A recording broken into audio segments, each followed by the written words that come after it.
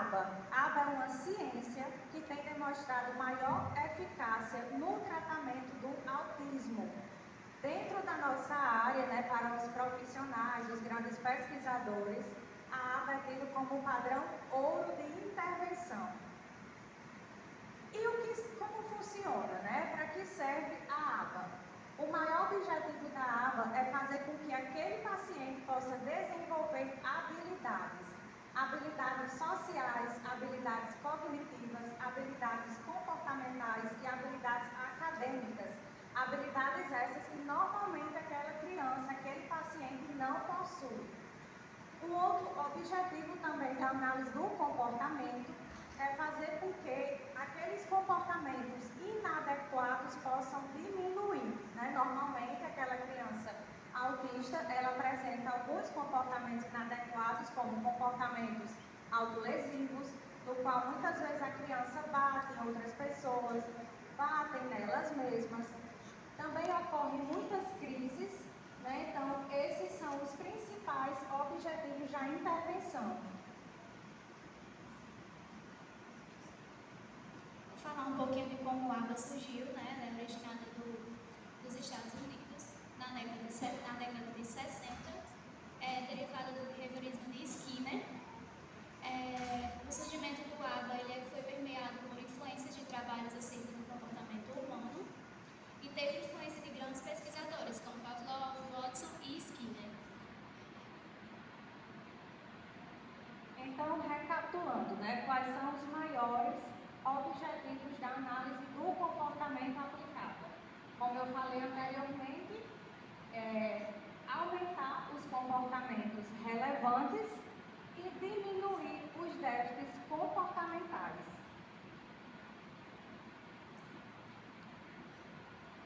E aí eu escuto com bastante frequência esse tipo de pergunta, né? ABA é apenas para autistas? E a resposta é não. Por incrível que pareça, né, por mais que a ABA tenha ficado mais conhecida para o tratamento de pacientes autistas, a ABA ela não é indicada apenas para casos de crianças autistas, de pacientes autistas, né? A ABA funciona para diversos tipos de transtornos, principalmente os transtornos do neurodesenvolvimento. A ABA também pode ser utilizada para transtornos de comportamento da infância, como por exemplo é o caso do TOD. Né? A ABA ela é muito indicada também no caso de deficiência intelectual, de TDAH, embora também existam intervenções eficazes para o TDAH, que normalmente é mais indicada pelos médicos, que é a terapia cognitivo-comportamental. Né? Mas a ABA ela funciona para diferentes tipos de transtornos e ela também pode ser utilizada até para pacientes que não apresentam transtornos graves, né? Ela pode estar inserida em diferentes tipos de contextos também, como hospitalar, clínico, no ambiente social, no ambiente organizacional e por aí vai. A importância de se iniciar a intervenção precocemente. Quanto mais rápido se nota os sinais de autismo, quanto mais rápido a família busca ajuda profissional, maiores serão os ganhos dessa criança. Maior vai ser a intervenção e a criança vai conseguir ganhos bem maiores do que quando iniciado tardiamente. Isso acontece por causa da neuroplasticidade cerebral. O que isso significa? Uma criança, quanto mais nova, mais chance ela tem para se desenvolver. Isso acontece, né? A gente percebe muito quando um pai fala: eu tenho muita dificuldade para compreender alguns conceitos que quando eu era criança eu não tinha. E realmente isso acontece mesmo, porque na infância é a fase de maior desenvolvimento. Então é o momento que a criança está mais apta a aprender e a se desenvolver. Por isso que é tão importante que as intervenções elas sejam iniciadas precocemente. Assim essa criança com certeza vai conseguir obter maiores ganhos. Às vezes acontece da criança iniciar a ABA depois dos 7 anos de idade, ela evolui, mas com certeza ela já perdeu um bom repertório, né? Que ela poderia ter desenvolvido se conseguisse iniciar antes. E agora eu vou falar um pouquinho sobre os marcos do desenvolvimento. Quem já ouviu aquela frase? Toda criança tem o seu tempo, né? É muito comum a gente escutar, mas isso é normal porque toda criança tem o seu tempo. Minha colega está criticando porque o meu filho ainda não desenvolveu a fala, mas toda criança tem o seu tempo, eu estou esperando que isso aconteça. É fato que cada criança, de acordo com a sua individualidade, ela vai ter comportamentos diferentes. Ela pode aprender de uma maneira mais lenta, né? Uma criança pode falar mais rápido, mas a gente precisa estar atenta aos marcos do desenvolvimento, porque é a partir daí que a gente vai conseguir se nortear, né? De acordo com o que é esperado para o desenvolvimento daquela criança. De acordo com os marcos, a gente consegue obter é como se fosse um padrão do desenvolvimento típico que é esperado para a criança. Então, eu separei aqui, nós separamos, né, até 1 ano e 6 meses, para discutir um pouco com vocês, começando do 0 aos 6 meses. Né, o que é esperado para a criança? O que é esperado no desenvolvimento típico da criança? Ela olha para a pessoa que a observa, ou seja, já é uma criancinha, um bebê, né, que consegue fazer contato visual, ela já consegue olhar, fixa e acompanha objetos em seu campo visual, ou seja, quando você pega aquele brinquedo, coloca na frente da criança, é importante que ela já consiga fixar, ela já consiga olhar. E um ponto importante também nesse primeiro, que eu falei sobre... olha para a pessoa que observa, né? Porque às vezes as mães perguntam, como é que eu consigo identificar se a criança está dentro dos marcos do desenvolvimento ainda quando é bebê? Um ótimo momento para fazer isso é durante a amamentação. Quando a mãe está amamentando a criança, ela já pode começar a observar se aquele bebê faz contato visual, se ela olha para a mãe, se ela olha nos olhos da mãe, se ela já reconhece. Né? O terceiro ponto, demonstra prazer e desconforto. Então é aquele bebê que já demonstra desconforto, que já demonstra que não está interessado naquilo que o adulto está querendo inserir ou proporcionar. Sorri espontaneamente, aquela criança sorridente, que a gente diz, como ele é simpático, como ele é brincalhão. Emite sons e balbucia. Então aí já é o início dos balbucios, é quando a criança fica ba, ma. Pode passar. Dos 7 aos 11 meses, a criança já vira a cabeça na direção de uma voz ou efeito sonoro, ou seja, ela já se atenta aos sons. Quando a gente coloca uma música, ela já consegue reconhecer, já demonstra interesse. Senta-se sem apoio, né? É um bebê que já consegue ter um certo controle do seu corpinho. Segura e transfere objetos de uma mão para a outra. Responde diretamente a pessoas, a familiares ou desconhecidos, ou seja, é uma criança que já corresponde ao chamado, é uma criança que quando você chama pelo nome, ela já olha, ela já consegue corresponder. Algo que é muito difícil no caso de uma criança com TEA. Ela já tem uma dificuldade maior. É muito comum chegar no consultório aquela criança que tem dificuldade para corresponder quando é chamada pelo nome. Você chama, você senta, você traz um recurso, um brinquedo e a criança continua sem interagir. Dos 12 a 1 ano e 6 meses. Ela imita pequenos gestos ou brincadeiras. A imitação é uma habilidade fundamental no desenvolvimento infantil. É uma das habilidades que a gente trabalha na aba. Por mais simples que pareça, normalmente a criança com autismo ela não consegue imitar. E é um pré-requisito para habilidades de fala, né, para diversas habilidades. Então, a gente já consegue observar que a criança típica, né, imita pequenos gestos ou brincadeiras, ela arrasta-se ou engatinha, pega objetos usando o polegar e o indicador, no qual significa o movimento de pinça, né? Ela já deve conseguir fazer o movimento de pinça, que é outro trabalho, né, que a gente faz também durante a terapia ABA. faz gestos com a mão e com a cabeça, né, dando tchau, dizendo que não, batendo palma. Como funciona a terapia? Primeiro, nós fazemos uma análise desses marcos de desenvolvimento que a Ana falou e uma análise funcional do comportamento dessa criança.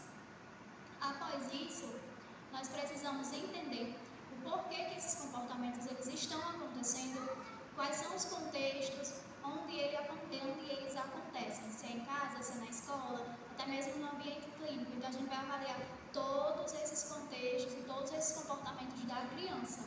Essa avaliação é feita por meio de protocolos. Nós temos o VibMap, temos o Contexto, temos o EGOS, temos diversos protocolos que a gente adapta de acordo com a necessidade e a dificuldade daquela criança.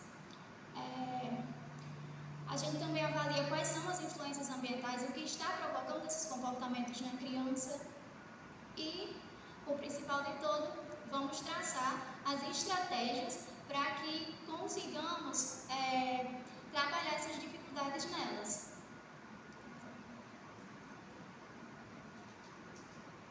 E como ela falou na questão de fazer análise, né, da importância de fazer essa análise em diferentes ambientes, diferentes contextos, nós colocamos aqui uma ficha, existem vários tipos dessa ficha, que é um ponto central na análise do comportamento aplicado, né, tanto que o próprio nome já diz.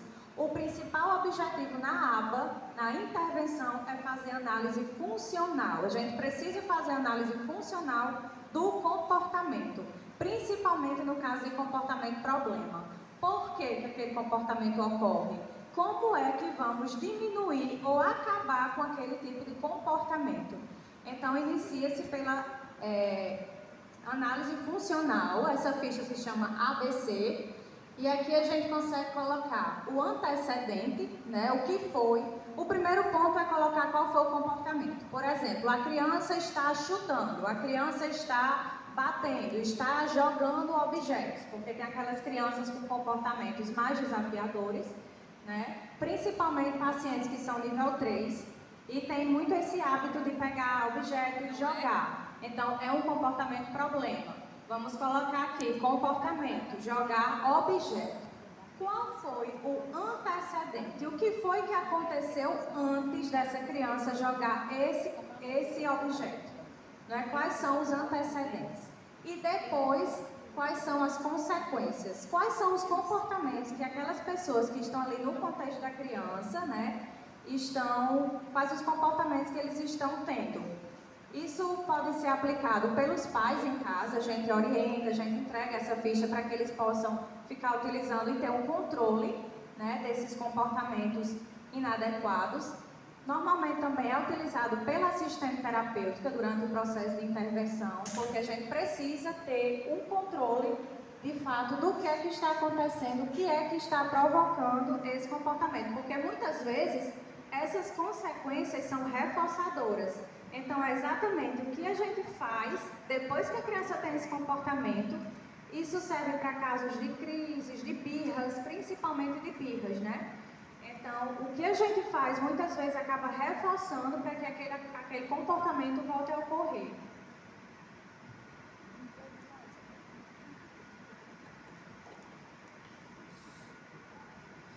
Novamente, como funciona, na verdade, a continuidade, né, dessa parte da avaliação.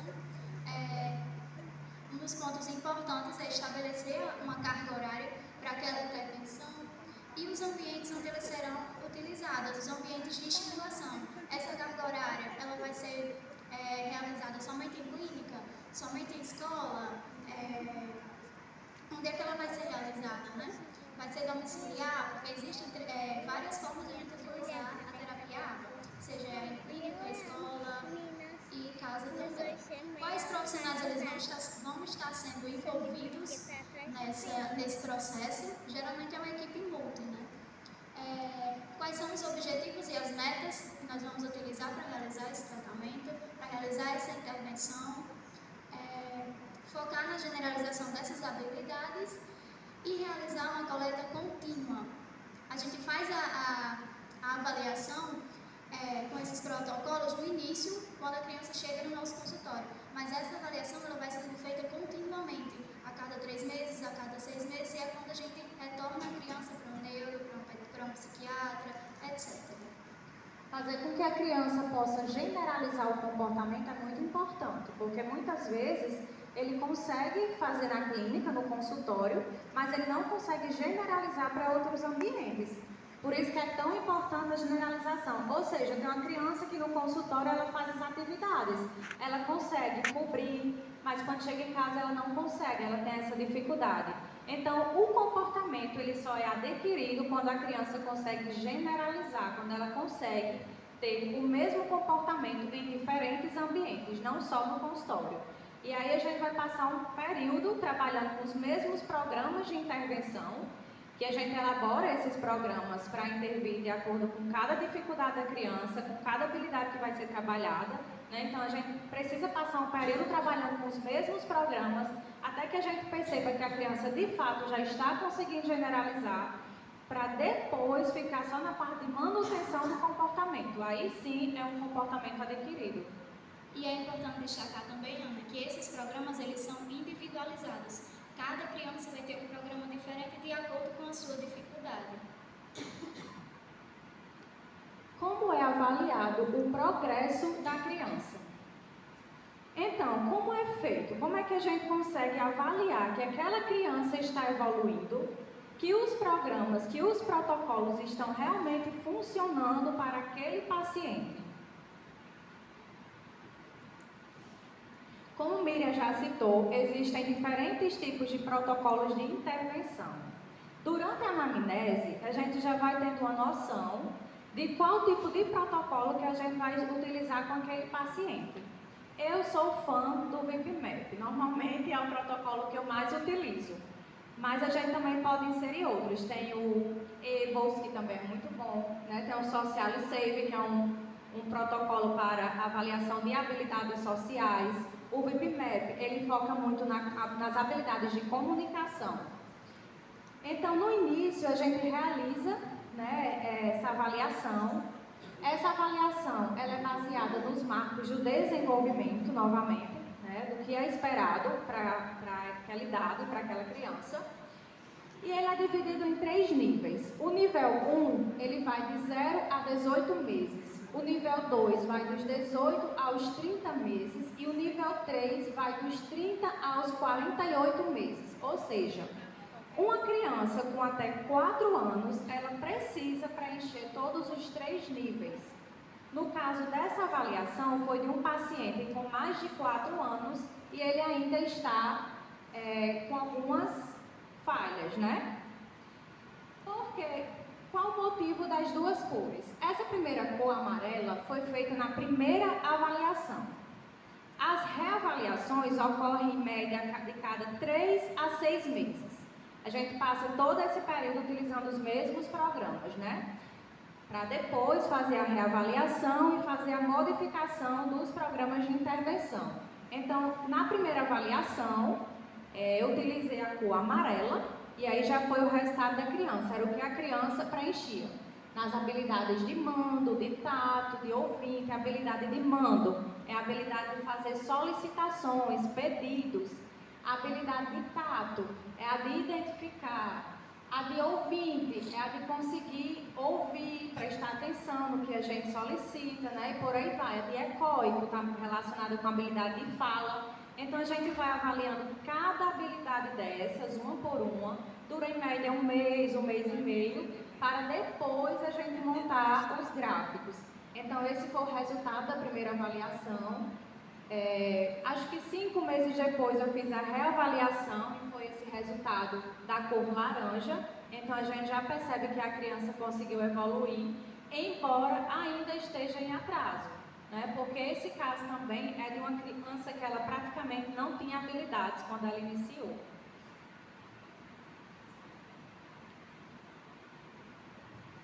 Outro ponto importante na avaliação é a análise de barreiras. Normalmente são essas barreiras que atrapalham o desenvolvimento da criança. Às vezes acaba atrapalhando também, atrasando o desenvolvimento dela. Então, a gente precisa identificar quais são as maiores barreiras, quais são os comportamentos mais desafiadores que a gente vai precisar estimular. E aqui tem comportamento problema. Como vocês, não sei se vocês conseguem ver, mas ela é dividida de 0 a 4, sendo 0 quando a criança apresenta um comportamento problema menor e o 4 quando já é mais grave, mais intenso. Então, divide-se em comportamento problema, comportamento hiperativo, falha em fazer contato visual, comportamentos, deixa eu ver aqui, obsessivo compulsivo, autoestimulação. Autoestimulação está muito relacionada a questões sensoriais, né? Aquela criança que apresenta estereotipias. Humano comprometido, egóico comprometido, chute e por aí vai.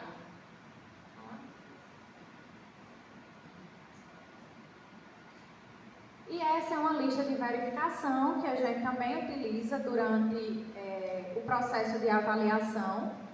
Essa lista é muito importante porque a gente vai poder conseguir ter um controle dos reforçadores daquele paciente. A gente precisa utilizar reforçadores durante os atendimentos para que aquela criança possa se engajar no brincar, possa demonstrar mais interesse. Eu coloquei apenas isso porque é quase um livro de reforçadores e normalmente é utilizado tanto dentro do processo de avaliação pelos profissionais, como a gente também passa para que os pais possam marcar, de acordo com o que eles percebem. Então, existem diversos tipos de reforçadores. Reforçadores sociais, que é você dizer parabéns, muito bem, a gente fica todo momento reforçando aquele comportamento da criança para que ela possa se engajar mais, para que ela possa ter mais interesse. Então, a gente tem que identificar o que funciona para ela. Então, parabéns, muito bem, você é muito inteligente, conseguiu, é isso mesmo. Bate palma, tem criança que faz atividade e já fica esperando o reforço. Né? E tem os reforçadores comestíveis também. Eu não costumo utilizar muito, mas tem muitos profissionais que usam. Né? Eu só utilizo em último caso, então quando nenhum outro reforçador funciona, aí eu vou para o reforçador comestível. Mas também não é interessante pegar uma barra de chocolate e entregar para a criança. Né? A gente tira um pedacinho e entrega. Se a criança gosta de pipoca, não vai entregar o pacote de pipoca, eu pego uma pipoquinha e entrego. Mas realmente, em último caso, não acho que seja o melhor tipo de reforçador, não costumo utilizar muito. Tem reforçadores também que a gente pode utilizar, que são brinquedos, os próprios brinquedos. Tem crianças que gostam muito de bolinha de sabão, então eu já separo bolinha de sabão para ficar utilizando. Quando a gente usa um reforçador como brinquedo, não é interessante disponibilizar para a criança. A gente deixa separado para ficar usando somente como reforço. Então, a criança gosta de carro, já tenta retirar o carrinho e ficar utilizando sempre como uma recompensa, quando ele fizer a atividade, quando ele tiver um bom desempenho.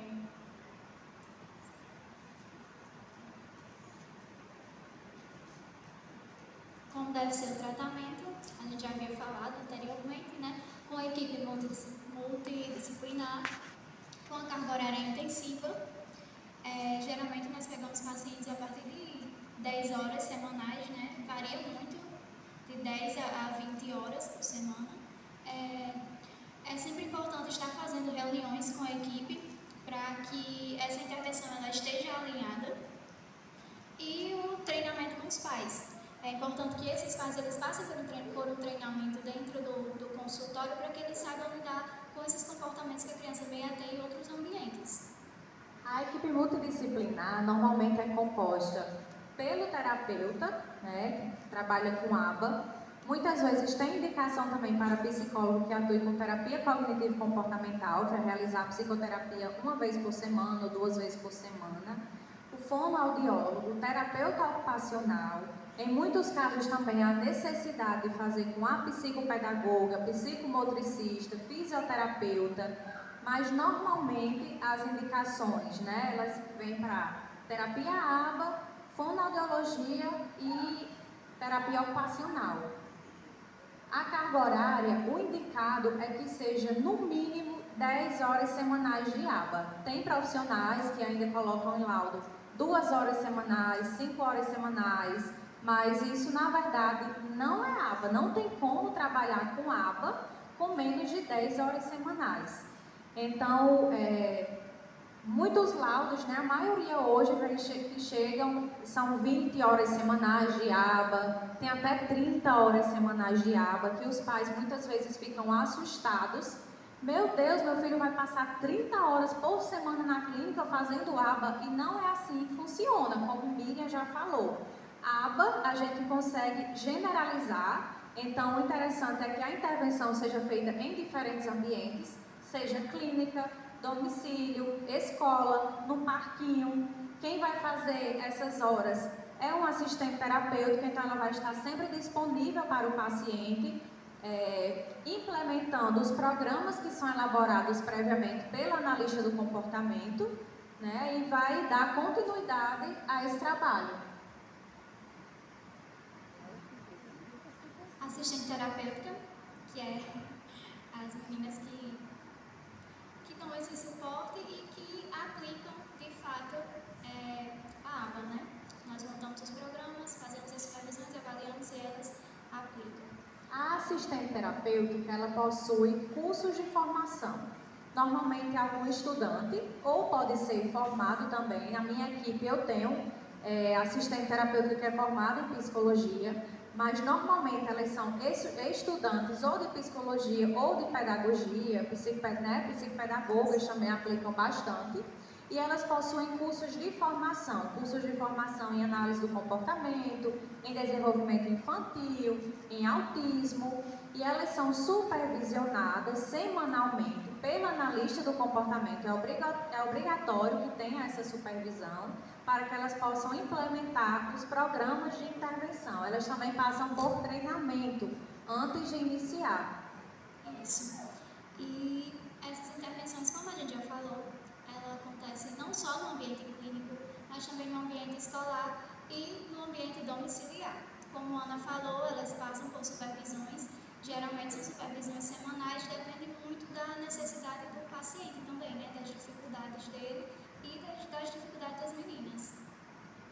Também é realizado em outros ambientes, né? A gente fala mais do ambiente domiciliar, escolar, clínico, porque são mais comuns, mas eu tenho pacientes que, por exemplo, apresentam bastante dificuldade nas habilidades sociais. Então, dentro dos programas dele, a AT precisa ir pelo menos uma vez por semana com ele em alguma sorveteria, no supermercado, para que possa estimular as habilidades sociais dele.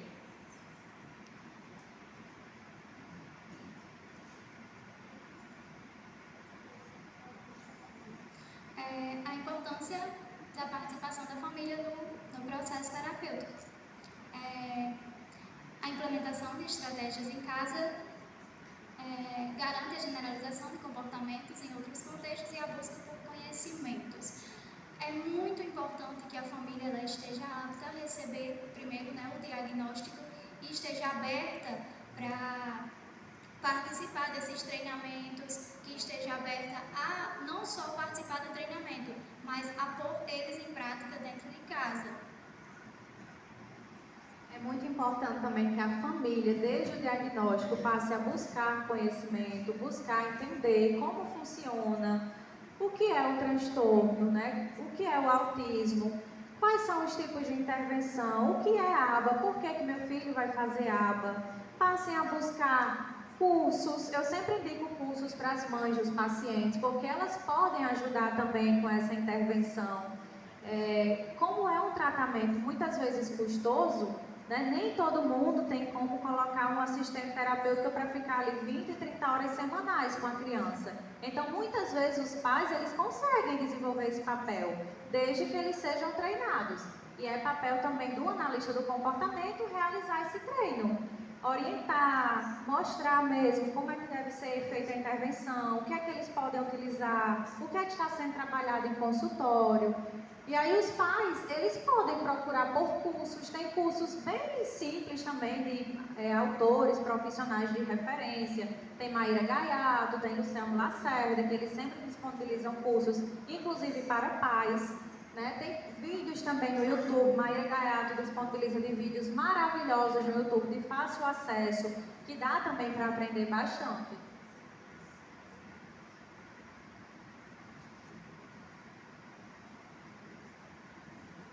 E para finalizar, colocamos aqui um caso clínico, só para ilustrar melhor como funciona essa intervenção, né? O paciente tem 3 anos e 6 meses. A menor passou por avaliação neurológica e apresenta atraso na fala, déficit na comunicação, interação e reciprocidade social, observada em múltiplos contextos, associada com outras alterações de comportamento, interesses restritos e comportamentos repetitivos e sensoriais, rigidez comportamental, não brinca de maneira funcional. Apresenta também dificuldade em fazer contato visual e não atende aos comandos. O quadro clínico não é compatível com o TEA. Foi retirado de um laudo mesmo, para que vocês tenham noção de como a gente recebe, né, de como podemos fazer para dar início a essa intervenção. Acho que vocês percebem que essa criança apresenta bastante dificuldades, e aí nós precisamos separar cada dificuldade dessa para iniciar os programas de intervenção, né? Para iniciar os estímulos. Então, na aba, a gente trabalha com o atraso na fala, que muita gente pensa ainda, né? Ah, porque é psicólogo, vai trabalhar a parte das emoções. E acho que vocês já perceberam que a aba acaba abrangendo tudo, todas as habilidades. Então, nós vamos trabalhar em cima do atraso da fala da criança. E a gente não vai iniciar diretamente com atividades voltadas para a fala, mas sim para outras habilidades que ela precisa desenvolver, que são pré-requisitos para a fala, como contato visual, imitação motora, identificação. E a partir disso é que aquela criança vai começar a desenvolver, de fato, a fala. Então, a gente também vai trabalhar com esses déficits, né, de comunicação, como eu falei. Comunicação não se resume à fala, pois existem diferentes tipos de comunicação, seja por meio de gestos, né? Interação e reciprocidade social. E aí também a questão dos interesses restritos, né, dos comportamentos repetitivos, essa questão sensorial. A gente precisa fazer também essa análise sensorial. O trabalho é realizado em conjunto com a terapeuta ocupacional. A gente precisa estar sempre tentando alinhar a intervenção, porque aí essa parte sensorial entra muito também as atividades de vida diária, né, que são fundamentais no processo. A rigidez comportamental, o brincar não funcional. Então, enfim, todas essas dificuldades, elas são trabalhadas, elas são estimuladas dentro da análise do comportamento.